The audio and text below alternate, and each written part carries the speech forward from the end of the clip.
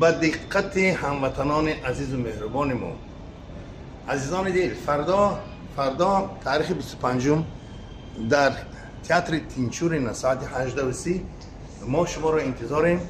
گروه استرادی ارکستر دولتی سیمفونی نزد دستگاه اجرایی پرزیدنت فردا با شما هست. یعنی یک برنامه مکملی به شما آوردیم، چون در گفته شاعر است: در جهان دشمنانی دوستان را گم مکن، در میان کجروانی راستان را گم مکن. هر کجای پانی در پای تو سر می نهند، آشنان خورده اون آشیان را گم مکن، دوستان مهربان را گم مکن. مشکل آسان کن، کسان را گم مکن.